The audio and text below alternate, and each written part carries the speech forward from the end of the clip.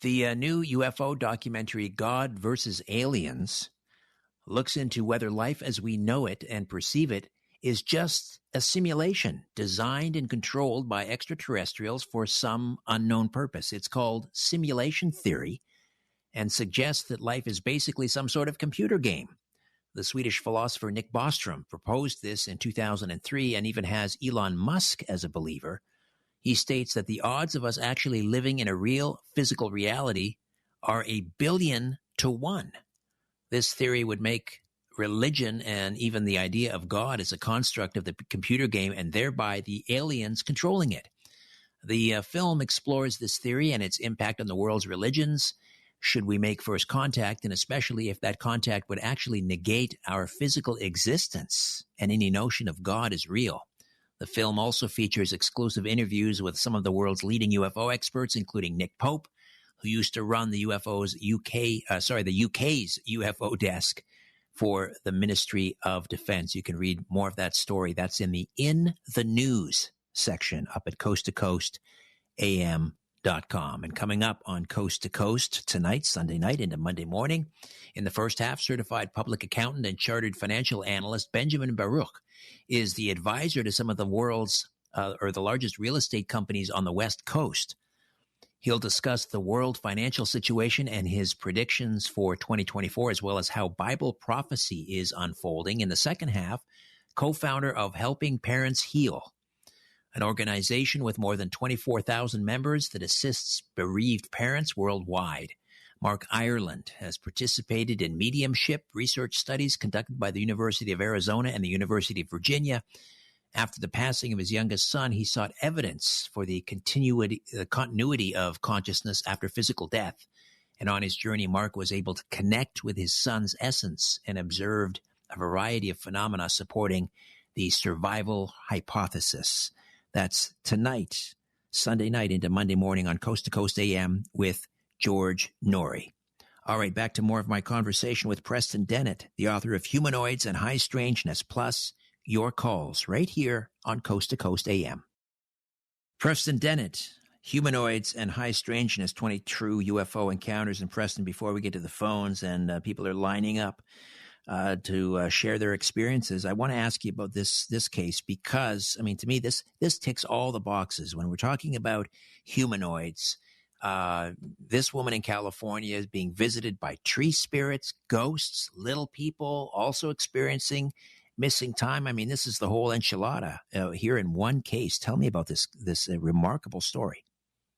Yeah, this is a long story, so I will definitely shorten it because you're right.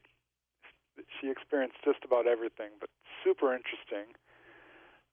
Back in, 1968, she was 8 years old. She had already started experiencing precognition and psychic events, which her parents encouraged, which is awesome, I think, because this is a natural human ability. But she started experiencing what she believes were either spirits or ETs as a very young girl. She's really not sure because she refused to open her eyes, but there were entities in her room. And as a young girl, she was assaulted at school very badly by the school bully to the point where basically she had to leave school, and their family moved away to the town of Julian. This is in Southern California, surrounded by trees, forest, wilderness, and she was quite isolated and started having these dreams, she calls them, but she says, these are not normal dreams, because they would occur every single night. It was always the same, where she would be walking outside her home in the forest. I'd say these are probably closer to out-of-body experiences more than anything, because she would be confronted by this tree spirit. She says, I wish I could tell you what it looked like, but he called himself Birch, and he would talk to her every night about her future, about the importance of love, about what she was going to do, in the future in regards to perhaps art, music, and writing. She was a pretty creative person, and basically nurtured her and brought her back to, a place of well-being, which she really needed. But this happened every single night. She became absolutely obsessed with trees, and one day she met him, as she always did in the dream state, and he said, "This is my last meeting with you. You're now healed. I'm going to have to leave you now." And she was devastated and crying and said, "No, you can't." But that turned out to be her last meeting with him until years later as an adult, because she would always reach out to him telepathically, like, "Who are you? Where did you go? What happened?" As an adult, she reconnected with him, and basically he had a telepathic conversation with him, and he said that he was a guardian for her. Wouldn't say whether he was an angel or not, just that he had come to heal her when she needed it. But she's had a lot of high strangeness in her life. She really wanted a pair of long underwear for Christmas as a young girl, and her mom didn't get it for her. She gave her a book on horses instead. And she was so upset, she got on her horse, which she did have a horse, and went riding off into the woods. It was a snowy day, and there, hanging on a tree, out in the middle of nowhere, because she had just rode randomly, was a brand new pair of long underwear, just hanging there on a branch. I mean, this is high strangeness for you. I'll say. What's the connection between, or is there a connection between grays, ghosts, tree spirits, other humanoids? I mean, is there an underlying, I don't know, common denominator? Yeah, I think so. She ended up in that case and marrying into a Native American family who were having regular encounters with what they called weeapoos, or little people, which she started having, and they were your sort of grays, but different. I mean, they had a different cultural perspective and a lot of paranormal stuff. And that's really what I really want to embrace in this book, because that happens in pretty much every chapter. And this is my working assessment at this point. What I think is going on here, because, yeah, there is a connection. I'm not exactly sure what it is, but what I feel is that when a person has contact, and this might be, beyond just ETs, it could be a near-death experience or a spirit encounter or Bigfoot even, it raises their consciousness to a certain degree. This is absolutely true with ET contact. And I would say that their psychic abilities are ignited or enhanced in some way, and they come back from their encounter with their perhaps bioelectric field much more, how would I put it, fortified, stronger, to the point where they will affect computers and watches and light bulbs and TVs and radios. But it goes beyond that. They'll start experiencing mediumship or past life recall, astral projection, hands-on healing, Reiki, that kind of thing. Even levitation. I did a whole study of that because a number of the people I was interviewing would experience physical levitation following their encounter. So that, I think, is the connection. They wake you up to all of our own natural human abilities, and you'll start seeing shadow people or having mediumship or precognition. So that is kind of my working hypothesis at this point, that these are natural human abilities that are just being ignited. We're waking up to the fact that we can do a lot more than we thought. All right, let's dive into the phone calls here. West of the Rockies, Neil is in Clear Lake, California. Neil, good morning. Welcome to Coast. Oh, we lost Neil, I'm being told. Okay, so let's say hi to Norman is in St. Louis, Missouri. Norman, good morning. Welcome to Coast. Hey, guys. Great show.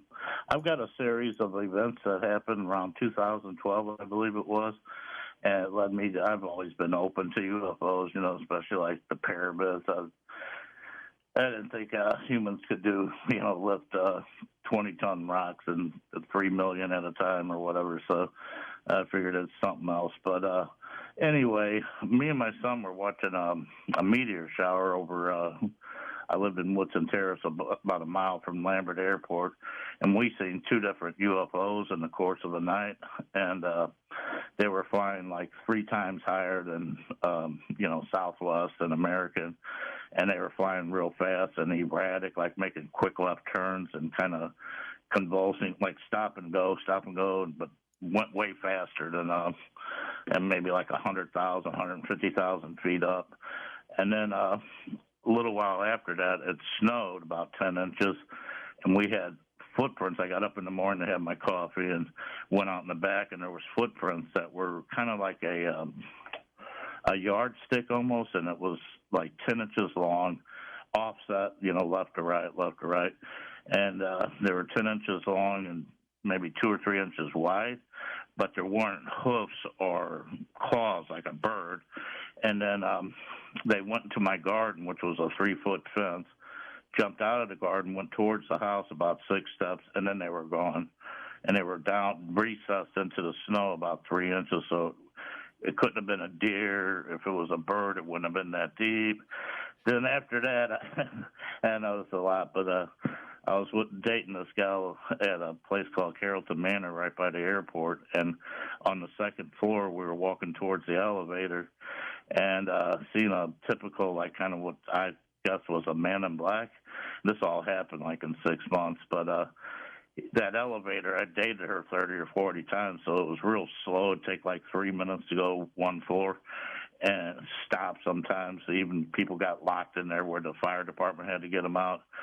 And he walked towards the elevator, and he had a fedora on and like a, Armani suit, a real sharp-dressed Italian-looking guy, and maybe 60 years old. He got to the elevator. I said, "Hey, could you hold that elevator?" We were, 20 feet away. And he looked over and smiled, and he had a newspaper like in his hand, and he opened the elevator, but then he just walked in, and I was like, how rude, so I ran up, and I got my hands almost pinched in the door, and I hit the open button like 3 times, and it opened right up like maybe 5 seconds later. And I went in, I was getting ready to cuss the guy out, and she was caught up to me by then, and he wasn't in the elevator. Yeah, wow. And it was scary. It ruined our day because she started crying. They had a mop and a broom in there, and a mop and a bucket, and I had to poke the ceiling tiles to make sure he wasn't up there. But we would look at each other. I mean, that was 20 years ago or something, whatever it was, and we still talk about it to this day. Whatever it was, it wasn't a human. Wow, amazing story, Norman. Thank you so much. Preston, your thoughts? Does that ring a bell in your many years covering this beat? Oh, yeah. I mean, there's a lot to unpack there. There's quite a series of events. When someone sees a UFO, I think that this is intentional. The ETs, I do believe that's what we're dealing with here, are doing it on purpose, showing themselves. And it's quite unusual for that to be followed immediately by what sounds like some sort of Bigfoot sighting, perhaps, or some sort of cryptozoological entity, which could very well have been contacted by them, being that the footsteps just disappeared. Have heard that sort of thing. And, yeah, unknown paranormal events can come in big clusters, and they do walk among us, absolutely.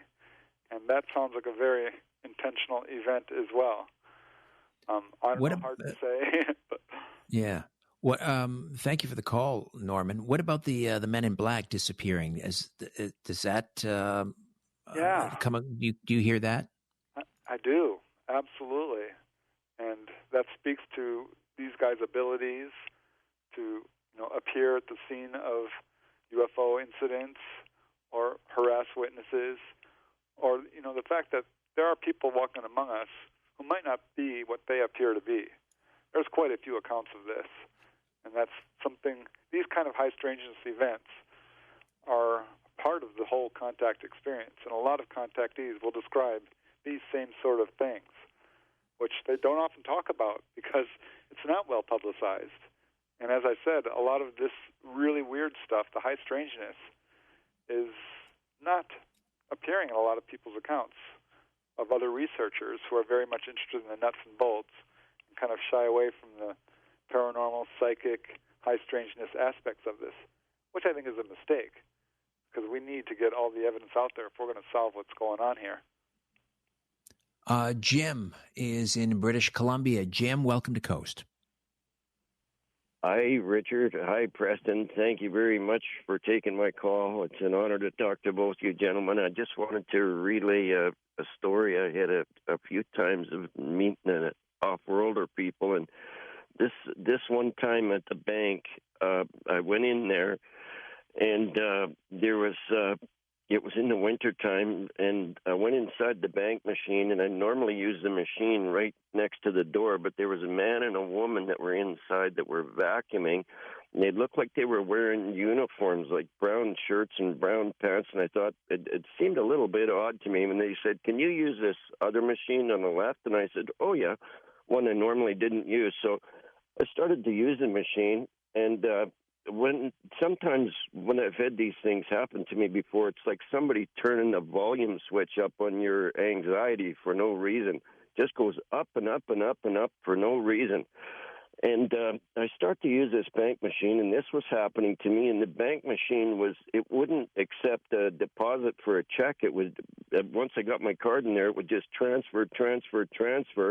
And I thought, God, this is weird. And then I heard somebody come in behind me. The cleaning people sort of disappeared into the bank. I wasn't paying attention. And then these two guys came in behind me, and they were talking in real sort of low voices. And I didn't turn around to look at them. I was trying to get this to work. And I heard the one guy say to the other guy, "I've got peppermints." And it just kind of struck me odd, and they were just sort of mumbling between each other, but I didn't feel threatened. I didn't turn around. And then this voice in my head said, "Why don't you use the other machine?"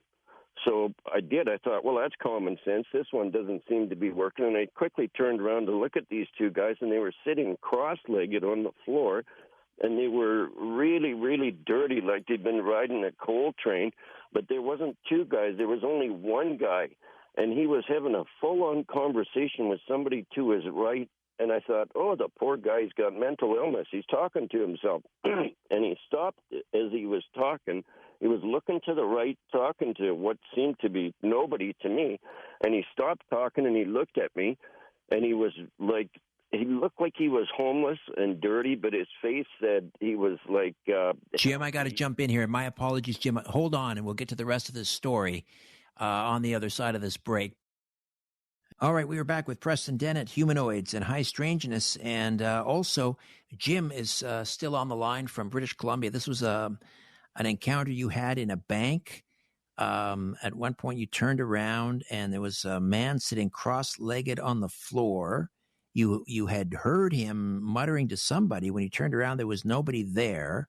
You thought perhaps he was mentally ill. He was looking pretty disheveled and dirty. Jim, are you still there? Do you want to continue with the story? Yes, indeed, Richard. He was. I distinctly heard two guys talking when they came in, but when I turned around, and then I got this thought in my head, which I thought was my own thought, to use the other bank machine. I thought, well, that's common sense if one's broken. I turned around to look, and it was only the one guy sitting cross-legged on the floor, and I thought, well, that's weird. I heard two guys talking here, and he was looking directly to his right, and then he stopped talking, and he looked at me, but he was dirty, like he'd been riding a coal train, but he was really, really, I got like that he was super kind, and love was coming out of this guy's eyes, and he stopped talking, and he nodded at me. And I nodded at him, and I thought, oh, well, poor guy's, mentally ill. I was wrong. There's not two guys there. So I finished my bank business. Then I heard this talking again, and then I turned around and looked, and lo and behold, there's another guy sitting on the floor beside him. So I thought, oh, boy, that's strange. And then I thought I couldn't figure it out. I didn't hear anybody come in and out of the bank, out of the door next to me. It clicks when it opens and closes. So I went out to the car, and it was like minus 20 or something outside. And I thought, well, there's something odd about these guys. I'm pretty sure that this guy's an off-worlder guy or whatever. I got that feeling, and I thought, well, I'll give him. I got some good luck with the bank here. I'll buy them both a coffee. So I went out to the car, and then I came back in. And I had about $6 in loonies or whatever, and I walked in, and they were kind of talking to each other lowly on the floor. And I said, I'd like to buy you guys coffee because it's so cold out here. And they both stopped talking, and I give them this $6 worth of loonies. And the one guy that had originally been there, his hand was just shaking when I give it to him. and they didn't say a word. They had no reaction like a normal person on the street that you'd help out or give a buck to or anything. And the other guy, this guy that had suddenly appeared beside him, he just started shaking like a little kid in front of a Christmas tree on Christmas morning. His eyes lit up and he was just shaking, but neither one of them said a word.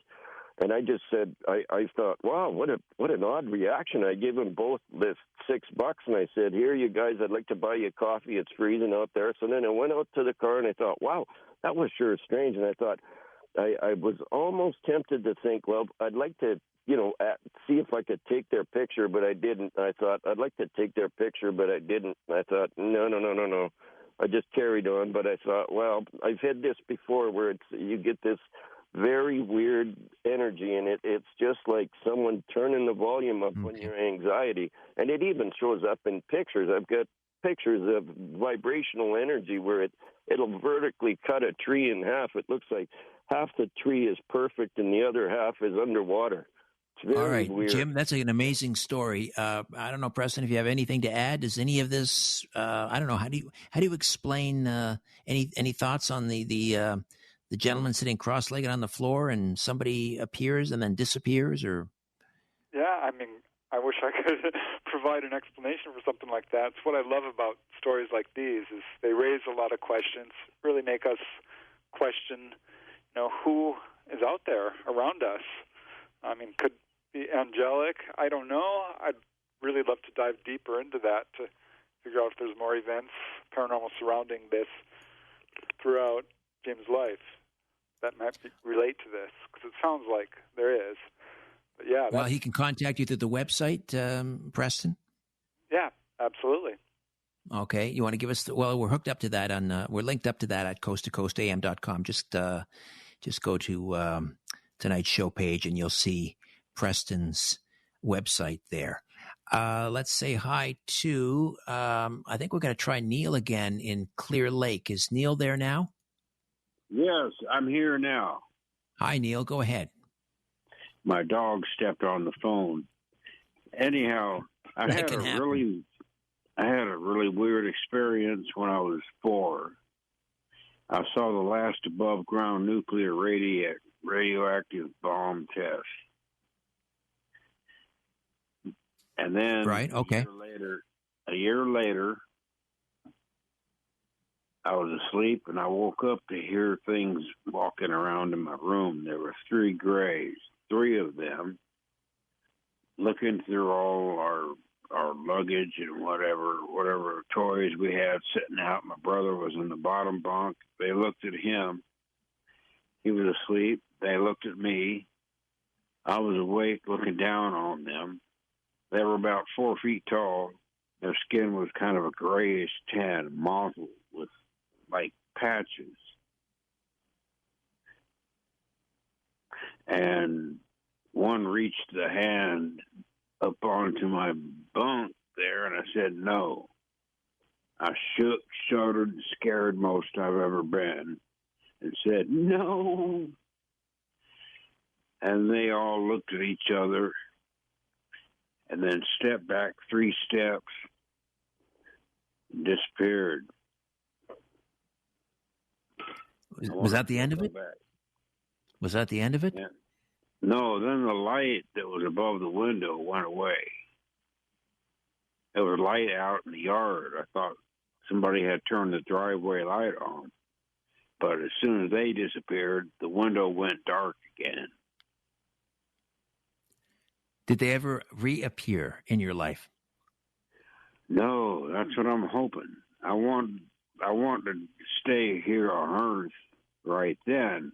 I was just a kid. I wanted to check out Earth, but now here I am in 60s. I'm 65, ready to go. All right, Neil, thank you for that. Preston, do you think there's a connection between the nuclear blast that he witnessed and the appearance of these grays? Is there anything in your research that suggests there might be a connection? Yeah, it could very well be. Anything nuclear, they're very, very concerned about in terms of nuclear missile sites, nuclear-powered vessels of any kind, nuclear power stations. There's been sightings over all of these locations. Almost all of them have a history of encounters. They're very concerned about our use of nuclear material in any capacity, and this is one of the messages they give people. So perhaps they found this as an opportunity to teach someone. I don't know, hard to say. Again, I would interview the witness and ask them all kinds of questions. But contact does usually start around that age, so I would have expected that, Neil, you would have had more encounters. But, yeah, I do think there's a connection. All right. East of the Rockies, Jeff is in Ohio. Jeff, good morning. Welcome to Coast. Hi, Preston. You're a wonderful guest. Thanks for coming on the show. Hey, thanks very much, Jeff. Hey, listen, I've got a comment and a question, okay? My father was stationed at Wright Pat Air Force Base in 1950, and I had asked him when I was younger, I said, so what do you know about the Roswell incident of 47? And he said he actually saw a video of several B-29s unloading, not just alien bodies, but also artifacts at Wright Pat. And he was declassified only 10 years ago, but he had the top secret clearance equal to the equivalent of Johnny Cash, the late singer. And it wasn't really a deathbed confession because he kind of told me about that many years ago. And then my question to you is during the abductions, and there seem to be so many of them, I'm thinking, why haven't they left some accidental alien technology around, some tricorders or what? Because in Star Trek they accidentally leave a bunch of stuff behind almost all the time, and they have to go back and figure out how to get it back before. I would like to see a hard piece of technology that shows up during an abduction. You have any thoughts about that? Oh, yeah. Yeah, I certainly wish that would happen, too. They do seem to be very, very careful about leaving evidence of really any kind. They will give people clues. They'll put them in perhaps their bed backwards, the wrong seat of the car, put them outside where the doors are locked, give all kinds of clues. But as far as leaving hard evidence, no, there's almost no cases of that. There are a few cases where people have been given what amount to like stones, perhaps, or crystals, or pieces of metal, which often turn out to be terrestrial lead or something along those lines.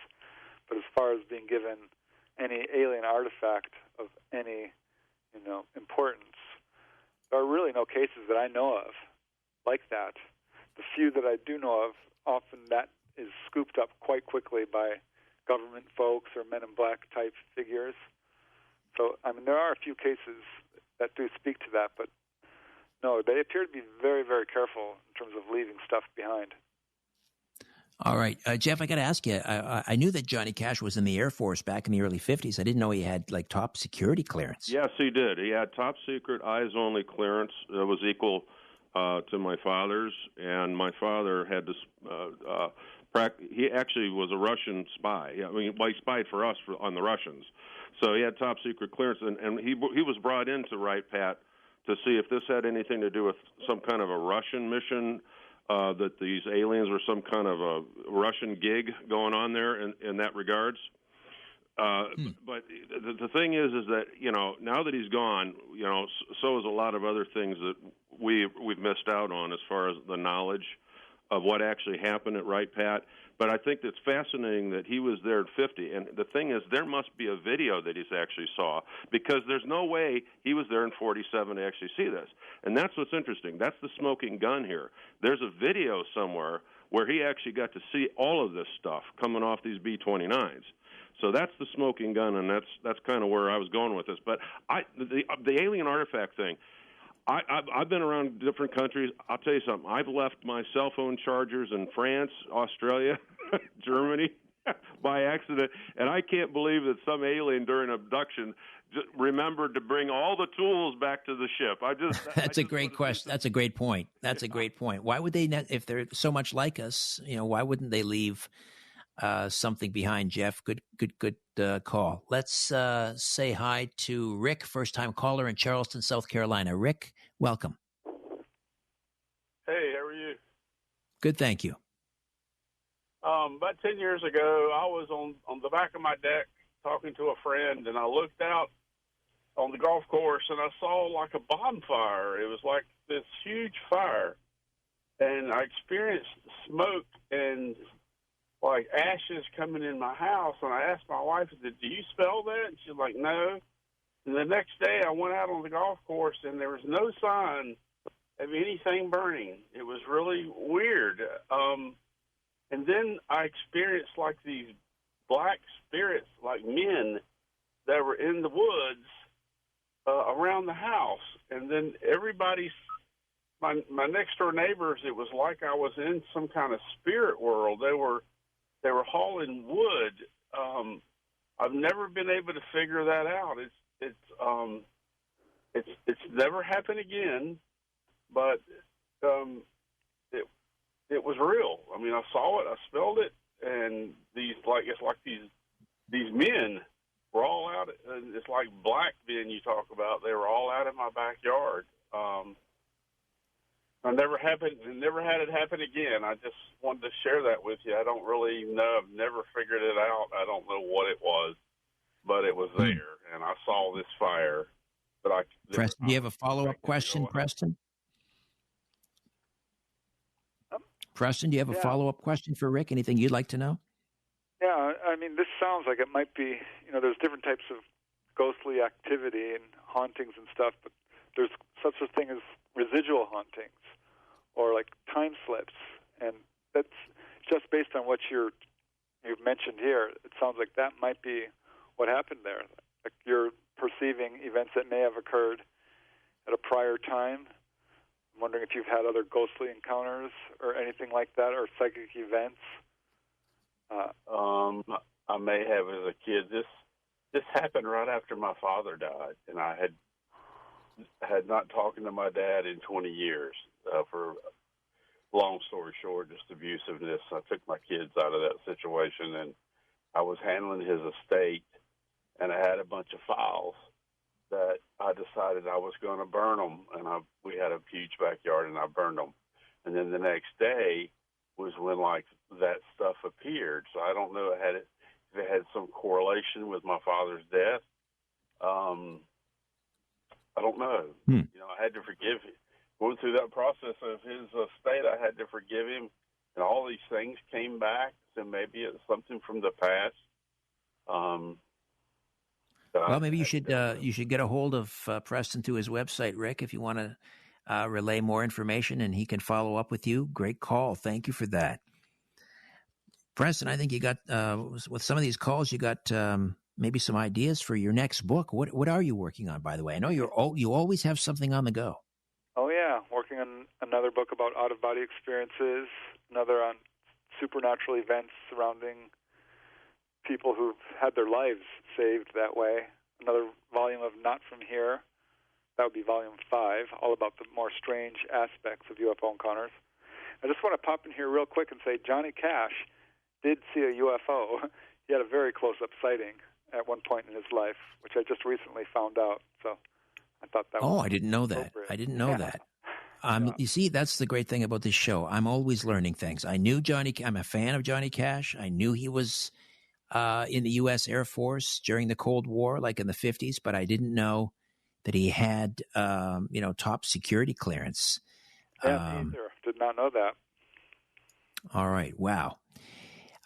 Preston, thank you so much. It's always such a great pleasure, and congratulations on, what is this, book 31? Book 31. Yep, and counting.